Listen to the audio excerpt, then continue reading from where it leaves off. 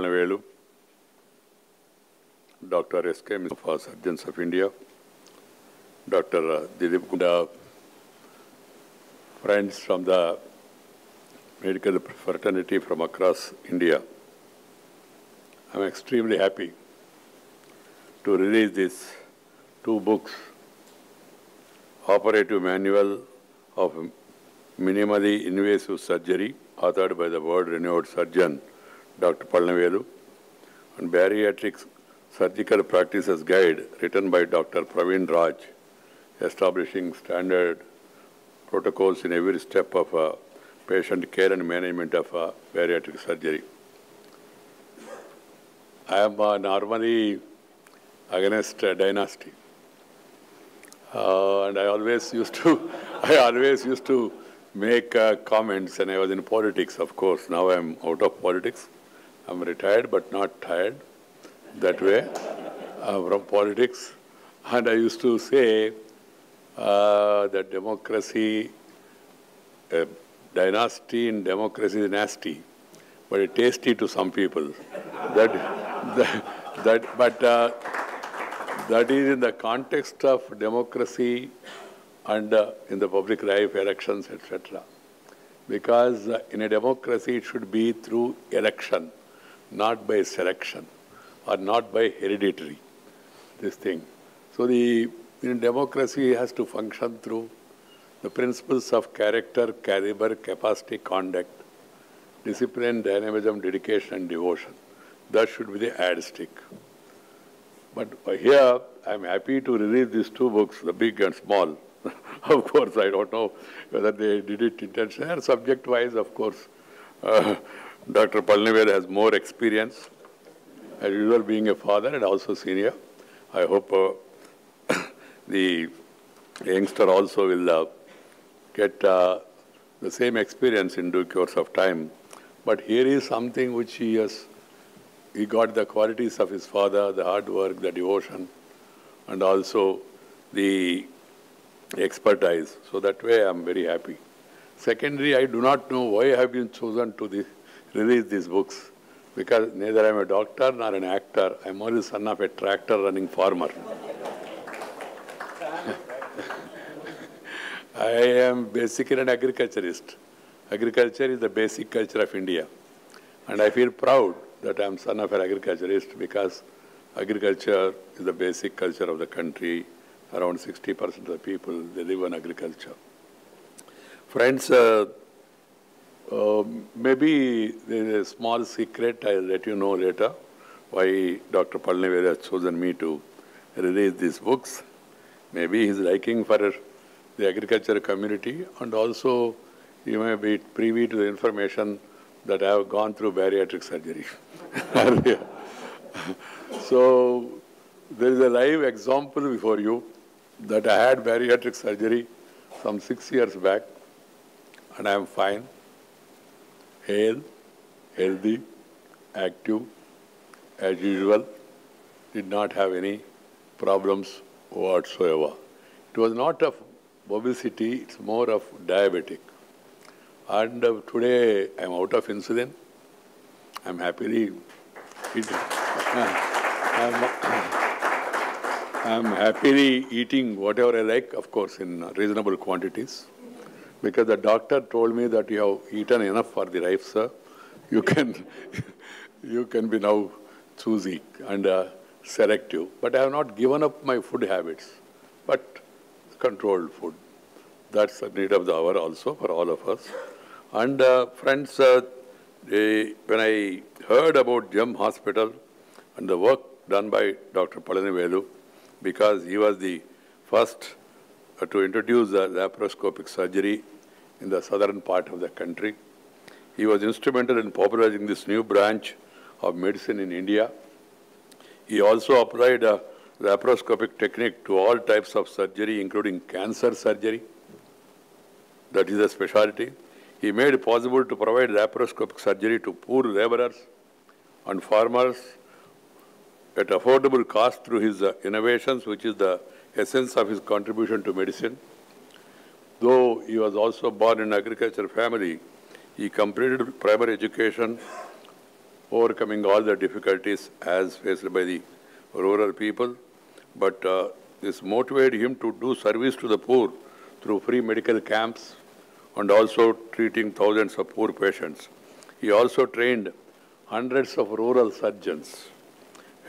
That's why he was held in high esteem by peers. He has been a great guru and guiding force to many of the laparoscopic surgeons across the country. And he was given all these awards, including the Association of Minimal Access Surgeons of India has called him as Bhishmacharya in that profession. He is not only a top achiever in the medical field, but also a great social worker, a written scientist and other. He was a visionary. So any surgeon, if asked, undoubtedly will say, Coimbatore is the Mecca of laparoscopic surgery. And Dr. Palanivelu is the best laparoscopic surgeon, teacher, philosopher and guide in India. So that way, Coimbatore is a very fertile place.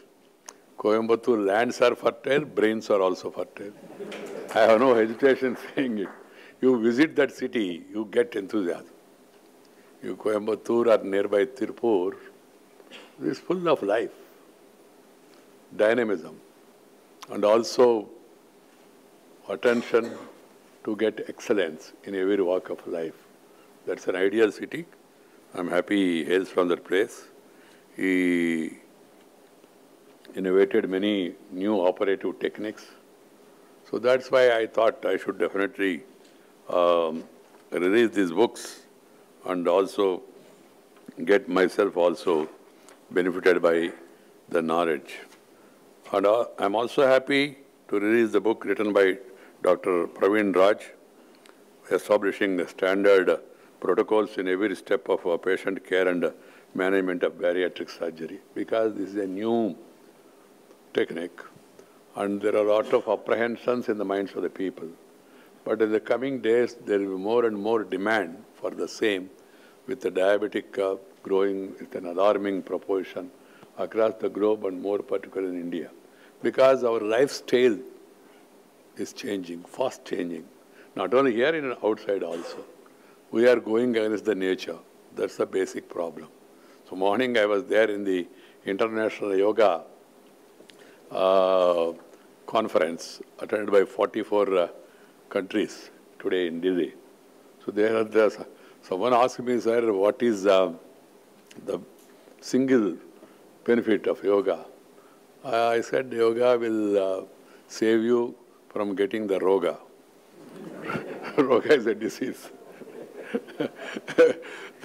You can escape from becoming a rogi.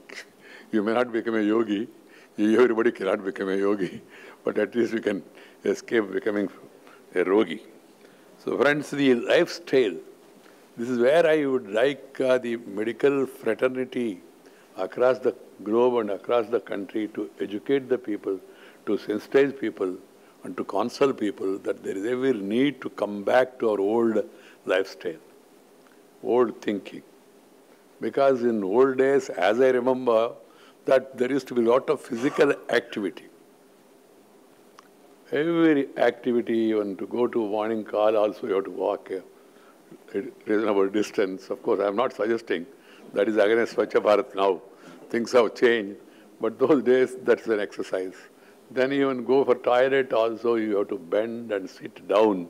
Now you have a commode. Earlier, you want to go and to have bath also, you have to walk a little and then bend and take water and pour on your head. Now water is coming on your head through shower. No need at all, no exercise. Earlier, you want to eat food also, you have to sit on a mat or a small pita, what you call.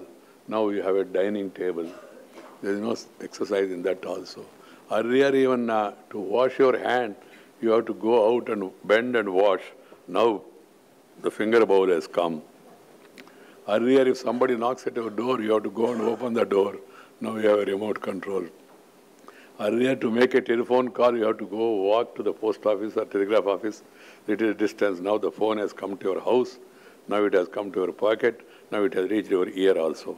So literally, there is no exercise. literally, I'm trying to make it very simple. I come from a humble background. How I understand, I try to explain to the people in the same manner. And secondly, food also. We used to eat good food and also natural food. Now, most of the new generation are getting habituated to the junk food because now it is liberalization, privatization, globalization. Things are moving faster and the children are attracted towards fast food, fast, instant coffee, then these pizzas, these burgers, all stored food. And also the agriculture also, food production also has gone through a massive transformation where you use most of the pesticides and pest menace. Is not only a problem to the crops but also a problem to the food which you are eating. Thus by diluting the quality of the food we eat. So the result is that all problems are coming and the resistance power of the body is getting reduced. That's where I want the medical profession to focus on first educating the people to go back to the lifestyle, change the lifestyle. Friends, health experts opine that prevalence of non-communicable diseases, including cancers and cardiovascular disease, will increase while those of the communicable diseases will decrease in the coming years. I don't know whether it is happy news or bad news. Modern lifestyle, diet and genetic predisposition are believed to be among the major contributing factors for this trend. And among cancers, the GI cancers involving digestive organs such as esophagus, stomach, liver, pancreas, lungs, pancreas, large intestine and rectum constitute 60% of these problems. I am told that the incidence of GI cancers is increasing alarmingly due to fast foods, smoking, alcohol, and lifestyle changes. It is a matter of concern that young people are falling prey to these cancers. Unlike in the past, when cancers were diagnosed in an advanced stage, the state-of-the-art diagnostic facilities available now enable early detection of cancers. Not only cancers can be detected and diagnosed at an early stage, but early stage cancers could also be completely cured with advanced technologies and improved surgical techniques. While various operative techniques have been developed over the last 25 years, since the first laparoscopic cancer operation in 1992, I am told that minimally invasive cancer surgery has shown higher cure rate and faster recovery of patients. Today, minimally invasive laparoscopic cancer surgery is considered the standard of care for treatment of GI cancers. And the cancer means old days, people used to be very afraid. It used to be called as I don't know what you call in the other language, called as Rachapundu. Rachapundu, that means the king, see, as Raja's injury type of thing and all. So now that has begun. Then when a person is affected with cancer, what is the remedy? The other day, chemotherapy. Recently, the Prime Minister also administered a chemotherapy to the economy of the country. Someone asked me, sir, chemotherapy means there will be hair fall.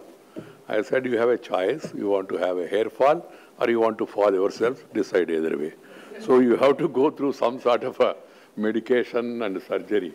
And this is minimal invasive without causing pain. And we must now come out with new methods whenever we face such challenges also. Otherwise, earlier 50 days, you have to stand in line for your own money and all people. But I salute the greatness of the common man of India. They understood the message and they stood by the government on this historic transformative revolutionary step. One of the major advantages of this keyhole surgery is the avoidance of blood loss. If you have not gone through that, then there would have been blood loss. As a result, there will not be need for blood transfusion. There won't be any need for blood transfusion, and the body's immune systems remains unaffected. Most importantly, the recurrence of cancer is prevented. World-renowned surgeon Dr. Palanivelu, author of this operative manual, has won more than 20 awards for developing new operations. Dr. Palanivelu technique of minimally invasive esophagectomy for cancer esophagus and the laparoscopic Wiffle operation for cancer pancreas are considered as the best and are followed globally also. It's a matter of pride for all of us Indians that one of our fellow Indians has acquired international recognition. Since only a few centers of excellence are currently practicing minimally invasive cancer surgery, this book is very timely and will go a long way in promoting it in our country. The book will be a guide for safe practice not only in India but globally. Earlier, Dr. Palanivelu authored books on laparoscopic surgery and hernia.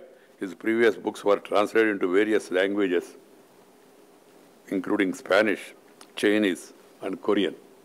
I am also happy to release Bariatric Surgery Practice Guide written by Dr. Praveen Raj. It's a quick resource for practicing bariatric surgeons and covers comprehensively all aspects relating to bariatric surgery, including selection of patient, post-operative pathways, management of complications, and peri-operative nutritional management. Bariatric surgery is now becoming an increasing option to combat obesity, which is now assuming alarming proportions. Unfortunately, childhood obesity is also on the rise. Sedentary lifestyle and consumption of junk food, as I told earlier, are contributing hugely towards this problem. Obesity can be prevented by leading a healthy lifestyle and eating healthy food, as obesity will lead to comorbidities such as diabetes, infertility, liver disorder, heart attacks, and cancer. So that being the case, this is also an important contribution to the society made by Dr. Praveen Raj. I'm happy to release these two books. Friends, India, from times immemorial, used to be called as Viswaguru. We had a treasury of knowledge. This land, this water, this air, and this civilization has really shown the path to the rest of the world.